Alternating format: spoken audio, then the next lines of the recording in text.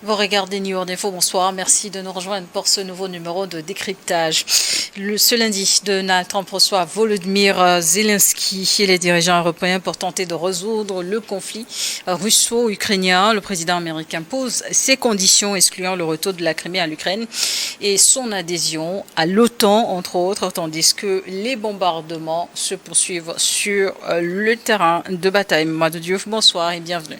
Merci. Bonsoir Charlotte. C'est une rencontre donc, qui intervient après celle de vendredi en Alaska entre Poutine et Donald Trump. D'abord, sur cette première rencontre, est-ce qu'il y a eu des concessions?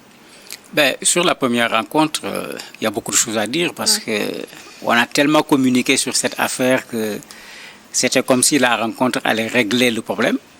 J'avais toujours pensé que c'est le contraire parce que c'est le président ukrainien qui va signer véritablement ce qui va permettre de mettre fin à la guerre. Finalement, il n'y a pas eu de cessez-le-feu. On a beaucoup communiqué sur le fait qu'avec cette rencontre, il va y avoir un cessez-le-feu. Aucun cessez-le-feu n'a été conclu. Le cessez-le-feu, c'était le discours de Trump. Il exigeait un cessez-le-feu, sinon il va amener des sanctions extraordinaires. Finalement, rien du tout. Et quand on regarde, Trump est en train d'adopter à ce niveau le discours de la Russie, qui n'est pas intéressé par un cessez-le-feu de 1 mois, de 2 jours ou de 60 jours. La Russie veut un règlement définitif de la crise. Bien sûr, avec ces conditions qui sont à la limite, ce qu'on peut appeler une capitulation. Il y a quand même une petite avancée pour l'Ukraine. Pendant longtemps, les Américains avaient refusé toute forme de protection de l'Ukraine. Aujourd'hui, on peut dire qu'il y a une petite avancée là-bas parce que quand les Américains avaient refusé, il y a quelques pays européens, pas l'Union européenne, quelques pays européens qui s'étaient regroupés, qui étaient prêts à envoyer des hommes sur le terrain.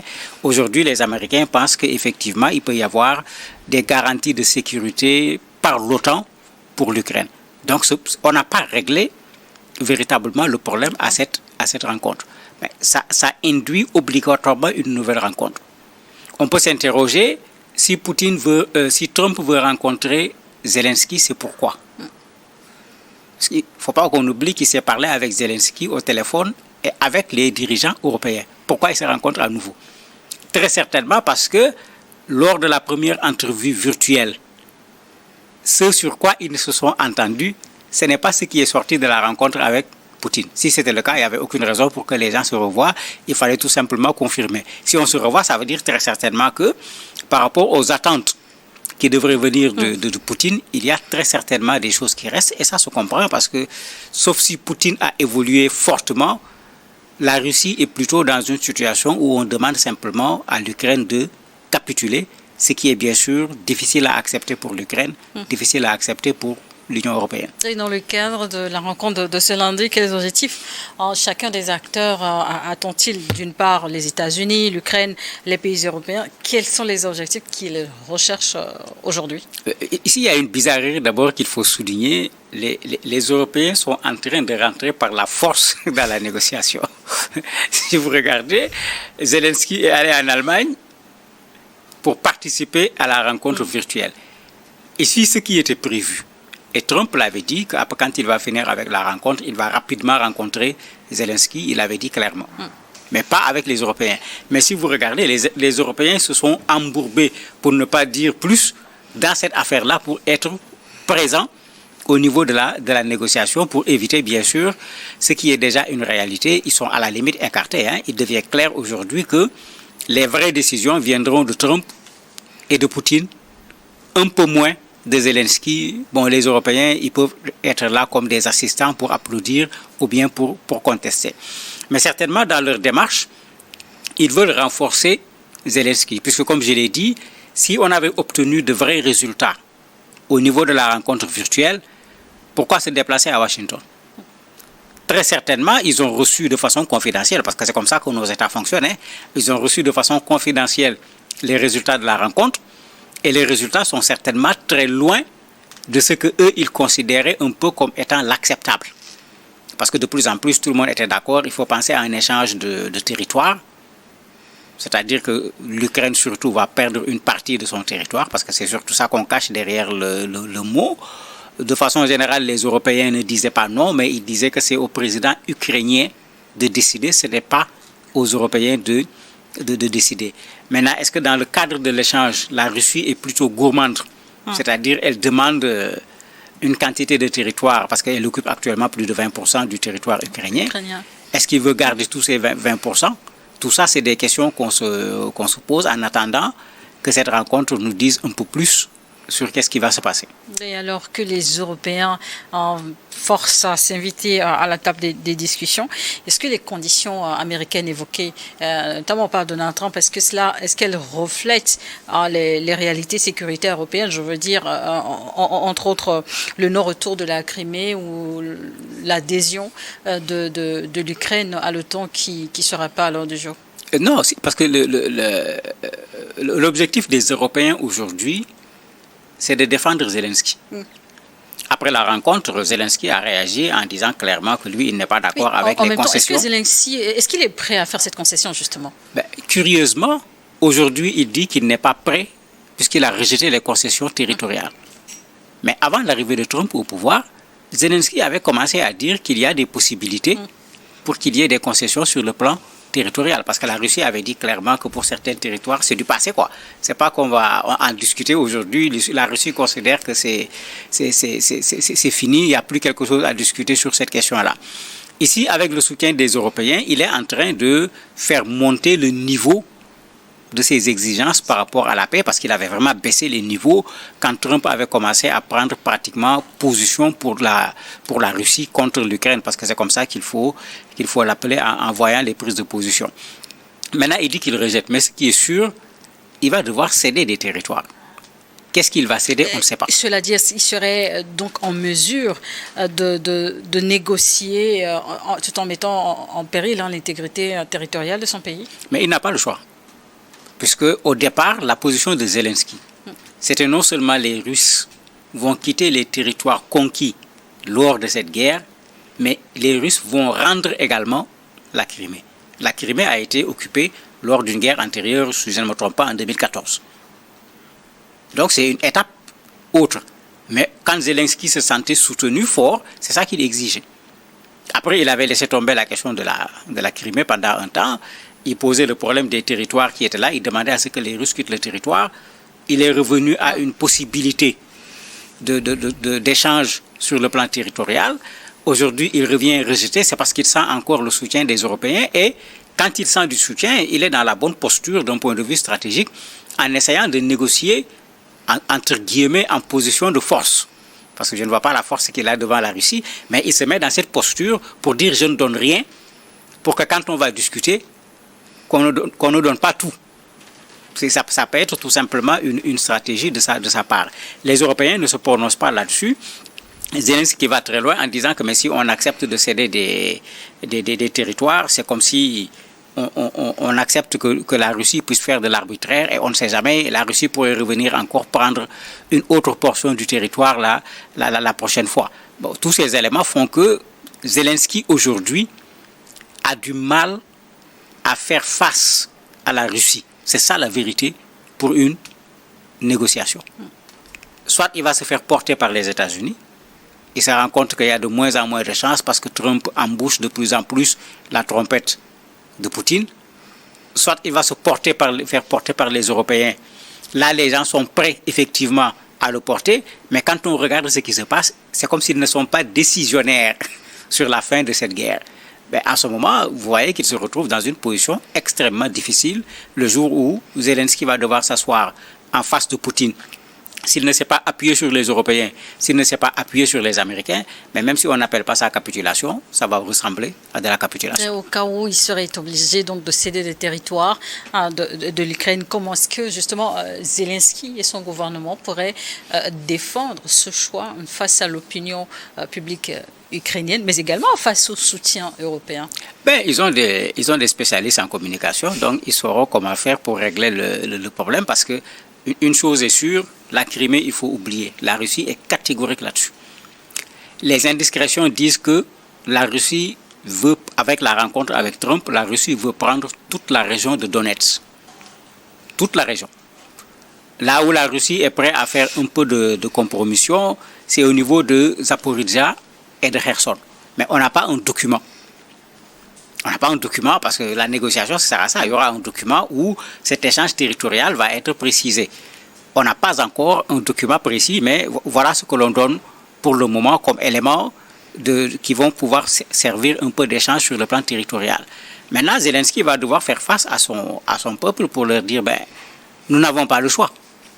Il va falloir que la guerre s'arrête. Nous n'avons pas été capables de récupérer la totalité de notre territoire. Nous avons pu récupérer éventuellement Kherson, Zaporizhzhia.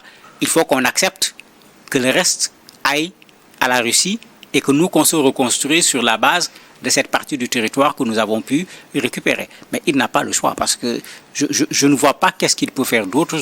Je ne pense pas que Zelensky peut se lever encore pour dire qu'il va falloir qu'on lui donne des armes pour continuer la guerre avec la Russie. Je crois qu'il a compris aujourd'hui qu'il n'y a aucune chance pour qu'il gagne cette guerre-là. Et quelles pourraient être les répercussions pour la cohésion de l'OTAN et pour la sécurité européenne si l'accord consistait justement à éviter le rattachement de la Crimée, mais aussi dire non à l'adhésion de l'Ukraine à l'OTAN? Pour l'OTAN, le problème est déjà là doublement. On se rappelle que dès son premier mandat, Trump avait secoué l'OTAN. On se rappelle de ce que Macron avait dit de l'OTAN à l'époque parce qu'il n'était pas content du tout. Et Trump a gardé cette position. Financez-vous vous-même, augmentez votre financement, protégez-vous. Pourquoi ce sont les Américains qui vont venir vous protéger? Donc il y a une crise qui était là au niveau de l'OTAN sur comment continuer dans l'OTAN entre en particulier les États-Unis et les pays européens. Il s'y est ajouté une nouvelle crise. La guerre en Ukraine, l'OTAN, c'est-à-dire les Européens et les Américains, étaient du même côté et avançaient au même pas. Quand Trump est arrivé, les Américains se sont mis aujourd'hui de côté. Trump ne parle pas d'OTAN quand il parle de l'Ukraine. Il parle des États-Unis, de la posture des États-Unis, de ce que les États-Unis veulent, au lieu de parler de ce que l'OTAN veut. Donc ça crée une nouvelle crise, parce que quand vous regardez les démarches, la position européenne aujourd'hui sur la question ukrainienne n'est pas nuancée, elle est différente de la position de Trump sur la question ukrainienne. Que ce soit le soutien militaire, que ce soit la sortie de la guerre éventuellement, les deux positions ne sont pas du tout les mêmes. Donc l'OTAN ici ne parle pas d'une seule voix. Du côté russe, d'un point de vue russe, quels sont... comment est-ce que, en tout cas, ces deux propositions sur la table, l'annexion de la Crimée, la non-adhésion de l'Ukraine à l'OTAN, comment est-ce que ça reflète vis-à-vis de la Russie des calculs stratégiques? Mais c'est une victoire supplémentaire. Parce que la Crimée fonctionne déjà comme un espace appartenant à la Russie. Les zones qu'ils ont occupées, ils ont déjà commencé sur les zones bien sécurisées à dire à des populations, venez vous installer. Donc sur le plan militaire, ça c'est de fait. C'est ça là la réalité. Il reste maintenant qu'on rende cela légal, parce que c'est ça le problème en fait. Il a pris des territoires d'une façon qui n'est pas légale. Il ne faut pas passer par 4 mots pour le dire. Il faudrait maintenant, par un accord, qu'on rende cela légal. C'est-à-dire qu'il a gagné un certain nombre de territoires par la voie militaire. On devrait lui dire, ce n'est pas normal, retire-toi. Mais il va céder certainement une partie des territoires et on va légaliser l'occupation actuelle qui ne sera plus une occupation parce que quand on légalise, cette portion va intégrer les frontières de la Russie. Mais la Russie va gagner doublement, déjà rien qu'avec le sommet. Mais vous avez vu comment Poutine a été reçu. Mais c'est très différent de quand la Cour pénale internationale a demandé à ce que Poutine soit arrêté. Mais les réactions américaines étaient extrêmement fortes. On demandait aux gens, s'il passe dans votre pays, il faut l'arrêter, il faut le remettre à la CPI. C'est sur le sol américain qu'il a été reçu. Il est allé rencontrer sur le plan diplomatique à l'échelle mondiale une des personnes les plus importantes du monde, le président américain. Et regardez, il a été reçu comme un roi. Donc Poutine doit être particulièrement content parce qu'il a réglé son problème de rupture, d'isolement sur le plan diplomatique. Il a rompu de façon très claire cet isolement. Il est allé rencontrer un occidental parce qu'on avait essayé de créer un front occidental contre lui. Il a brisé le front occidental sur la question de l'Ukraine. Poutine ne doit pas véritablement se plaindre après sa rencontre avec Trump. L'Ukraine insiste sur une garantie sécuritaire à ses frontières, mais c'est pour quelle efficacité finalement? En fait, l'Ukraine, tout comme l'Union européenne, n'ont pas confiance à la Russie. Ces gens se disent qu'il a pris la Crimée, il va prendre Donetsk, il reviendra après pour prendre Zaporizhia et certainement après Kherson. Ils ne sont pas les seuls. Vous avez vu un certain nombre de pays, la Finlande et autres, quand ils ont vu ce qui s'est passé en Ukraine, se dire, mais attendez, est-ce que ces gens-là ne vont pas venir vers nous également? Et ils sont allés rapidement poser leur candidature pour adhérer à l'OTAN, pour être sous la protection de l'OTAN par rapport à une éventuelle attaque russe. Donc il y a cet état d'esprit qui est là, qui voudrait que Moscou ne va pas s'arrêter là où il se trouve actuellement. À la prochaine moindre occasion, soit en Ukraine, soit ailleurs, Moscou va essayer d'élargir encore le territoire russe. Donc, c'est pourquoi plutôt Zelensky dit, mais je suis d'accord, parce qu'à l'époque, il était d'accord avec la cession d'une partie du territoire ukrainien, mais il voulait que le reste du territoire ukrainien soit garanti.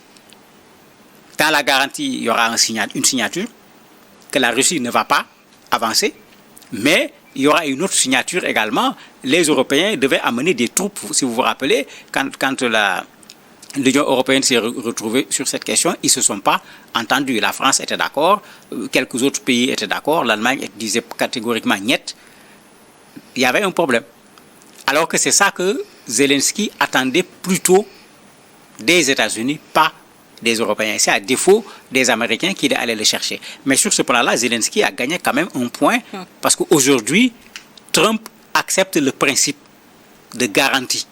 En fait, ils appellent ça garantie dans les textes, mais c'est cette garantie-là qui va entraîner, ils appellent ça garantie de sécurité, précisément. C'est ça qui va entraîner cette garantie que si on a cédé une partie du territoire à la Russie ne viendra pas. Et pour être sûr que la Russie ne viendra pas, l'Ukraine sera aidée militairement pour empêcher à la Russie de venir récupérer ses territoires. Et avant sa rencontre avec Donald Trump ce lundi, Volodymyr Zelensky a exhorté le président américain à instaurer, je cite, la paix par la force.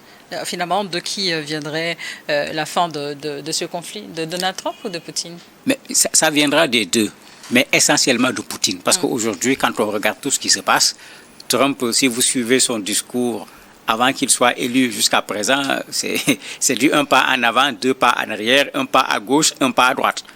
C'est Poutine qui est resté dans une certaine constance dans son discours. Pas d'adhésion de l'Ukraine à l'OTAN. Aujourd'hui, tout le monde est en train d'accepter cela. Échange territorial. On est également en train d'accepter cela. Il exige même un dimensionnement de l'armée ukrainienne. On est en train d'avancer vers cela. Donc quand on regarde, à la limite, c'est Poutine qui tient la carte. Mais bon, peut-être avec une petite pression de Donald Trump, il va jouer plus rapidement la carte. Mais avec Zelensky seulement, je ne crois pas qu'il va jouer la carte. Merci Mourad Diouf d'avoir accepté de répondre à nos questions. Merci à vous également de nous avoir suivis dans Décryptage du jour.